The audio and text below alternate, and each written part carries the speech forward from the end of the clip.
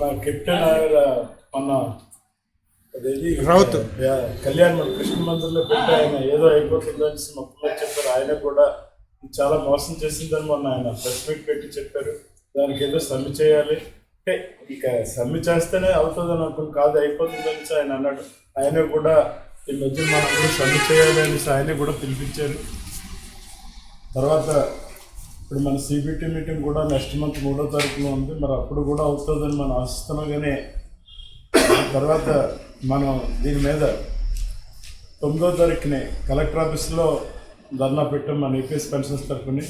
అలాగే 10వ తారీఖున పిఎఫ్ ఆఫీస్ దగ్గర, 11వ తారీఖున జీవీఎంసీ ఆఫీస్ దగ్గర మనం ఈపీఎస్ పెన్షన్స్ ధర్నా ఈ డిమాండ్ గురించి మనం ధర్నా పెట్టాం. ఈ ధర్నా కార్యక్రమంలో మన వాళ్ళందరూ కూడా మ్యాక్సిమం అటెండ్ అవ్వాలని.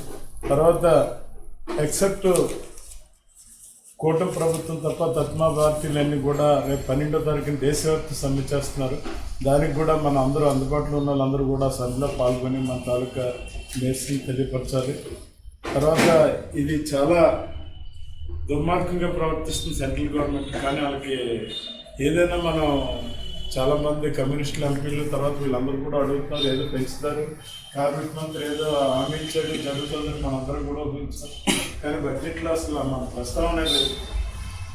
తర్వాత ఇంకోటి కార్మికులకి అసంఘటిత కార్మికులకి వరకు 5,000 చేయడం ఇలాంటివన్నీ చేస్తున్నారు. మన కర్మాగారాల్లో పనిచేస్తున్న వారి మంత్రులు ఏమి దాని గురించి అసలు ఏం పట్టించుకోవట్లేదు. అందువల్ల ఈ ధర్నా కార్యక్రమంలో మన వాళ్ళందరూ కూడా మ్యాక్సిమం, అలాగే మేము జింక్ వాళ్ళకి కూడా మేము పిలిపిస్తాం. అందరూ కూడా మ్యాక్సిమం ఆ తారీఖుల్లో అటెండ్ అయ్యేట్టుగా మన వాళ్ళందరూ దానికి రావాలని నేను కోరుతూ ఇంతతో నేను వివరించుకున్నాను. కనీసం 9,000 ఉండాలి అని చెప్పేసి మనం ఇప్పటి నుంచో డిమాండ్ చేస్తున్నాం. అనేక ధర్నాలు చేస్తున్నాం. అలాగే ఢిల్లీలో మన నిరసన అనేది తెలియజేస్తాం. అయినా ఈ 9,000 ఏంటి అనేది చాలామంది అనుకుంటున్నారు. కనీస వేతనం మినిమం రాష్ట్రంలో ఉన్నటువంటి కనీస వేతనం 18,000 ఇస్తున్నారు. మామూలుగా మున్సిపల్ కార్మికులు కానీ అసంఘటిత కార్మికులు వీళ్ళందరికీ కూడా 18,000 ఇస్తున్నారు. అంటే ఇప్పుడు ఇంకా పెరిగింది. 21,600 ఇవ్వాలని చెప్పేసి దాంట్లో సగం ఇవ్వమని చెప్పేసి భార్యాభర్తకి ఇద్దరికి కలిపి సగం 2 పాయింట్లుగా లెక్క పెట్టుకొని కనీసం 9,000 కనీసం పెన్షన్ ఉండాలి అని చెప్పేసి వాదన మనం న్యాయమైన డిమాండ్ని మనం అడుగుతున్నా ఇంత మటుకి కేంద్ర ప్రభుత్వం కానీ ఇచ్చే పరిస్థితి అనేది లేదు. అలాగే పిఎం ట్రస్టీ ఉంది. ఆ ట్రస్టీలో కూడా ఈ కనీస వేతనానికి సంబంధించిన చర్చలు అనేవి కూడా రావటం లేదు. ఈ వడ్డీకి ఎలా ఇవ్వాలి, ఎవరికి ఇవ్వాలి, ఇది ఎలా తరిగిపోతుంది, దీన్ని ఎట్లా పెంచాలి అనే చర్చలు జరపాలి. ఈ పెన్షనర్దారులు కనీసం మినిమం 9,000 ఇవ్వాలనేది ప్రభుత్వానికి లేదు. అలాగే మన రాష్ట్రంలో ఉన్నటువంటి పార్లమెంటు మెంబర్ల దగ్గరికి అనేక సార్లు మన వాళ్ళు వెళ్ళారు, మెమోరాండాలు ఇచ్చారు.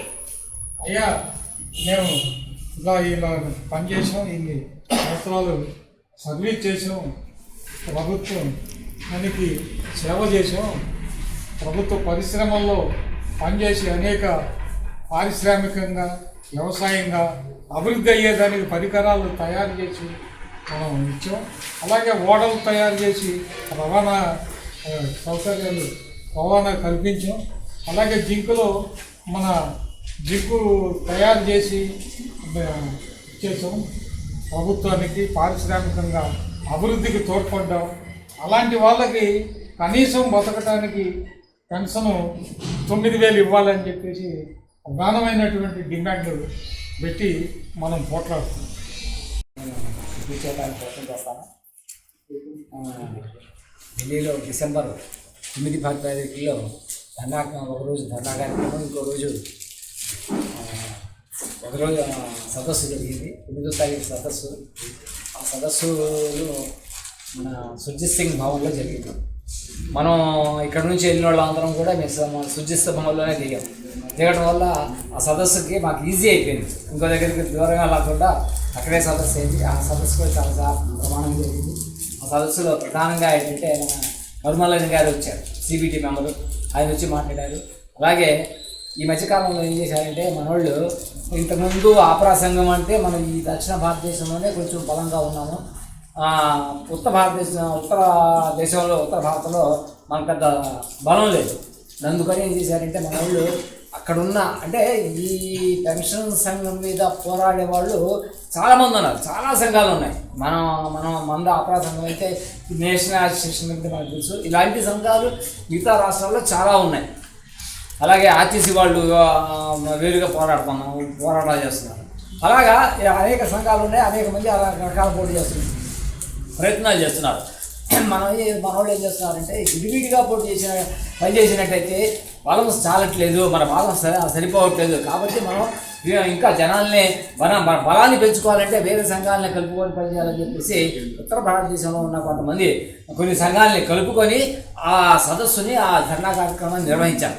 ఆ ధర్నా కార్యక్రమంలో మిగతా మహారాష్ట్ర నుంచి, ఒరిస్సా నుండి, పశ్చిమ బెంగాల్ నుండి, యూపీ నుండి, బెంగాల్ నుండి, పశ్చిమ బెంగాల్ నుండి, పంజాబ్ నుండి చాలామంది వచ్చారు. ఆ వచ్చిన వాళ్ళు ఏంటంటే ప్రధానంగా వాళ్ళు చెప్పింది ఏంటంటే 6 నెలలు మనం గవర్నమెంట్కి టైం ఇద్దాం. ఈ 6 నెలల్లో అవ్వకపోయినట్టయితే జైలు భరో కార్యక్రమం చేద్దామన్నారు. జైలు భరో కార్యక్రమం అంటే మనం పెద్ద ధర్నా చేస్తాం. ధర్నా చేసినప్పుడు వీళ్ళు వస్తారు, పోలీసులు వస్తారు. పోలీసులు వచ్చి లేవమంటారు. మేము లేవము అంటాం. లేవము, కావాలంటే అరెస్ట్ చేసుకోండి అని చెప్పేసి అరెస్ట్ అయ్యే వరకు మనం ఆ ధర్నా కార్యక్రమం నుంచి లేవకుండా అరెస్ట్ అంటే జైలు భరో కార్యక్రమం చేయాలి. ఈ జైలు భరో కార్యక్రమం కూడా వాళ్ళు ఏం చేస్తారంటే మనల్ని ర్యాలీ ఎక్కించే తీసుకెళ్ళి ఏదో బయట వదిలేస్తారు. అలా బయట వదిలేసినా మనం ఒప్పుకోకుండా మస్టర్షుడ్గా మళ్ళీ అరెస్ట్ చేయండి, జైల్లో పెట్టండి అనే పద్ధతిలో ఈ కార్యక్రమం జరగాలని చెప్పేసి పిలిపించారు. ఈ ప్రధానంగా ఏంటంటే ఈ జైలు భరో కార్యక్రమం ఎందుకు చేస్తున్నాం అంటే దగ్గర కనీసం దేశవ్యాప్తంగా 1,00,000 మంది అయినా అరెస్ట్ అవ్వగలిగితే అటు మనల్ని జైల్లో ఉంచే పరిస్థితి ఉండదు. రోజుల తరబట్టి 1,00,000 మంది మనం అరెస్ట్ అయ్యామనుకోండి, రోజుల తరబట్టి జైల్లో ఉంచాడు. ఒకరోజు లేకపోతే 6 రోజులు ఉంచుతాడు, తర్వాత పంపించేస్తాడు. కాబట్టి దీన్ని జైలు భరో కార్యక్రమాన్ని మనం సక్సెస్ చేయాలని చెప్పేసి 6 నెలల లోపల, 6 నెలల తర్వాత ఆ కార్యక్రమం తీసుకుందామని చెప్పేసి అదొకటి చేశారు. ఆ తర్వాత డోంగరే అని చెప్పేసి ఆయన ఈ నేషనల్ యాజిటేషన్ కమిటీలోనే పనిచేశాడు. యాక్చువల్గా ఏంటంటే ఫస్ట్ నేషనల్ యాజిటేషన్ కమిటీని స్థాపించింది వాళ్ళు చేసిన తర్వాత ఈయన ఏదో ఇచ్చేస్తున్నాడని చెప్పేసి బీజేపీతో సంబంధాలు ఉన్నాయి ఈయన సీజన్ తీసుకొస్తే లాభం పడుతుందని చెప్పేసి ఈయన తీసుకొచ్చారు. ఈయన తీసుకొచ్చి ఈయన ముందు పెట్టారు. ఆయన ముందు పెట్టేటగా ఈయనేమో ఈ డబ్బులు వసూలు చేసుకోవడం ఉన్నారు. వాళ్ళు ఏం చేశారంటే ఇదైతే బ్యాడ్ వస్తుందని చెప్పేసి అన్ని వదిలేసి ఇప్పుడు వీళ్ళు సపరేట్గా ఈ లక్నో నుంచి ఒకతను ఇది నాయకత్వం చేసినారు. నాయకత్వం మహారాష్ట్ర నుంచి వచ్చి వీళ్ళు మన సంఘంతో ఇదయ్యారు. వీళ్ళు కూడా మనతో పనిచేస్తున్నారు. వీళ్ళతో పాటు ఇంకో 2 సంఘాలు కూడా కలిసి మనం పనిచేసి వచ్చి సదస్సులో పాల్గొన్నారు.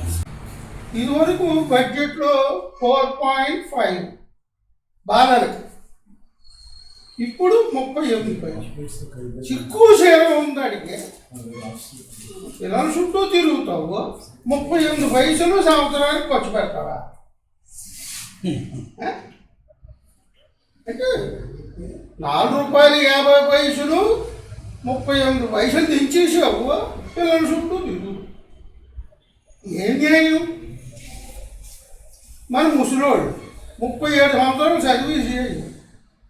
అది prime minister, chief minister, MP మొత్తం 4 పెన్షన్లు వాడు దొరుకుతాడా? ఏంటి న్యాయం? అవునా కాదా? స్టీల్ ప్లాంట్లోని మరీ దూరం ఆ ఓవెన్స్లో ఎలా ఉంటుంది? మనం ట్యాంక్లో పనిచేస్తే ఎలా ఉంటుందో దానికి 5-6 రెట్లు ఎక్కువ ఉంటుంది. కనీస భద్రతలు లేవు. ఇష్టసారం మాట్లాడి